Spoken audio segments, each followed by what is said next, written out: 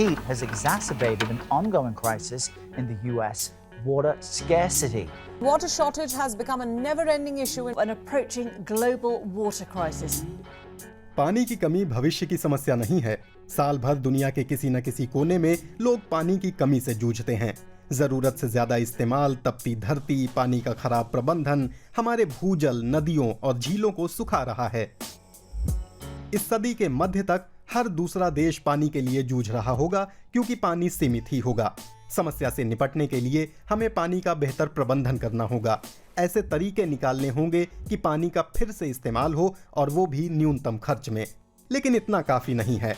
वैज्ञानिक सोचते हैं कि हमें बारिश, बर्फबारी, नदी या भूजल जैसे पानी के आम संसाधनों से आगे देखना होगा। अंटार्कटिक में जमी बर्फ में दुनिया का करीब 70% मीठा पानी है। हर साल हजारों वर्ग किलोमीटर बर्फ हिमखंडों के रूप में टूटकर महासागर में गल जाती है। ये पानी बेकार चला जाता है।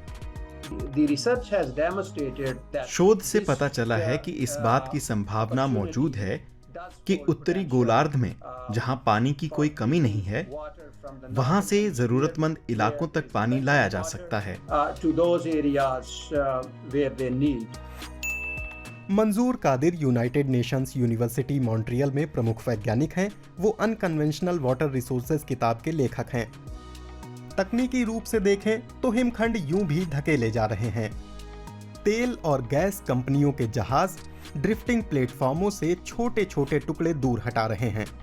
लेकिन केप टाउन जैसे शहर को 10 हफ्तों के लिए पानी मुहैया कराने के लिए हमें 12.5 करोड़ टन वजन वाला बर्फ का एक पहाड़ चाहिए।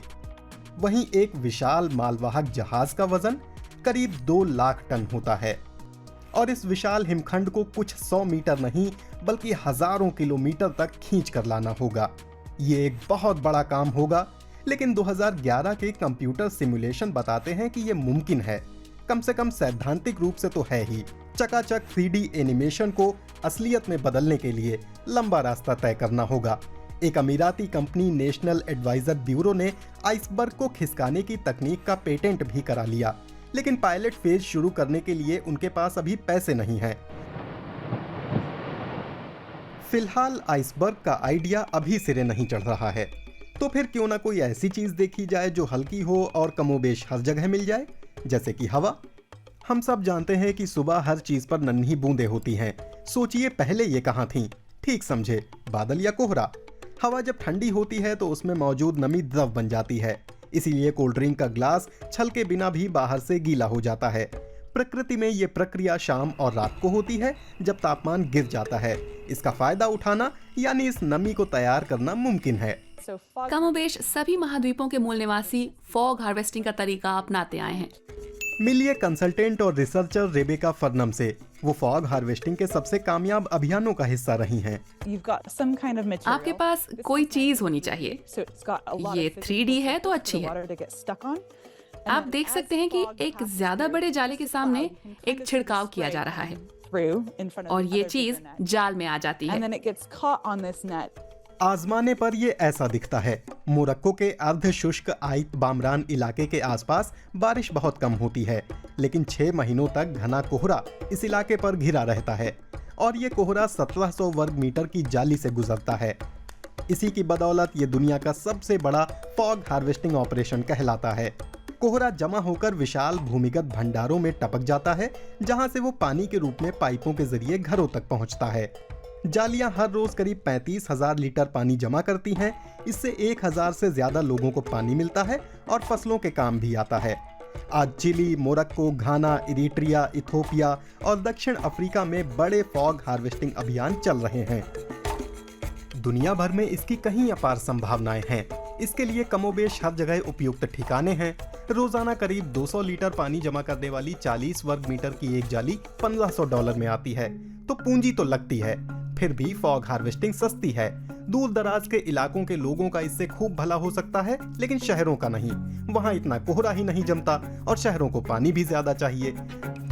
तो हमारा आखिरी समाधान बहुत सीधा साधा है, लेकिन इसे अपनाकर पानी की जो मात्रा हम बचा सकते हैं वो गजब है। पाइपों में लीकेज की वजह से हम दुनिया भर में करीब 30% मीठा पानी गंवा देते हैं। ये मात्रा है रोजाना 346 अरब लीटर पानी। ये उसका 30 गुना ज्यादा है जो जर्मन घरों में रोजाना इस्तेमाल होता है या हर साल 2 अरब से ज्यादा बाथ टबों में खर्च होता है। बेकार चले जाने वाला यही वो पानी है जिसका इस्तेमाल हम तमाम कामों में कर सकते हैं। मुझे मेरा बेटा अंतरिक्ष का प्लम्बर कहता है। हाँ, प्लम्बर ही हैं। ये हैं लॉरेन गाय, टेक स्टार्टअप अस्टेरा के को-फाउंडर। प्लम्बर कहना थोड़ा हल्का होगा। अस्टेरा पानी के रिसाव को अंतरिक्ष से ट्रैक करता है। माइक्रोवेव्स की मदद से वे सैटेलाइट चित्र बनाते हैं। माइक्रोवेव यानी सूक्ष्म तरंगें अलग अलग माध्यमों से टकराकर अलग अलग ढंग से रिफ्लेक्ट होती हैं। अंतरिक्ष से हम लोग शहर के बीचों बीच देख सकते हैं, सतह के नीचे मिट्टी में पहुंच सकते हैं, पाइपों की परत तक जा सकते हैं। हमारा एल्गोरिदम पीने के पानी पर लक्षित है। अंतरिक्ष से हम ये बता सकते हैं कि मिसाल के लिए इस बोतल का पानी नल का है, बारिश का है या किसी और चीज का। वो पानी के घटकों को देखते हैं। अगर वो पीने का पानी है तो मान लेते हैं कि वो कहीं से लीक हुआ है और ज्यादातर वो सही होते हैं। नतीजे कुछ ऐसे दिखते हैं। हर बिंदु शहर के नक्शे पर जो दिख रहा है वो एक रिसाव है। और यहाँ भी इटली के प्रातों में या बैंकॉक में या चीन के शहरों में प्रति मिनट 120 लीटर से ज्यादा पानी लीक हुआ है। अस्टेरा इन नक्शों को दुनिया भर में इस्तेमाल के लिए बेचता है जिससे लीक की मरम्मत हो और पैसे बचें। लीक की पहचान एक लंबी प्रक्रिया में सिर्फ पहला कदम है। एक लीक को ठीक करने से नए लीक भी खुल सकते हैं क्योंकि इससे पाइपों में मौजूद दबाव पर असर पड़ सकता है। पाइपों की मरम्मत और नए पाइप लगाने के अलावा बुनियादी ढांचा भी पानी को बचाने के लिए अहम है। साल दर साल दुनिया भर में करीब 40 अरब डॉलर यूं ही बह जाते हैं। अमेरिका में पाइपों की मरम्मत पानी को रिसाइकल करने से सस्ती पड़ती है। हमें इस सब से क्या पता चलता है? पानी की उपलब्धता बेहतर करने के बहुत सारे तरीके हैं। आइसबर्ग खिसकाकर ले जाना रोमांचक लगता है, लेकिन इस पर अमल दूर की बात है। और भी तरीके हैं जो आसान हैं, जैसे फॉग हार्वेस्टिंग। इसमें ज्यादा तकनीकी अड़चने नहीं है, ये सस्ता है, लेकिन सबसे बड़ी चुनौती है पानी के बुनियादी ढांचे में सुधार। क्योंकि भविष्य को देखते हुए बेशकीमती साफ पानी की बर्बादी रोकना बहुत जरूरी है।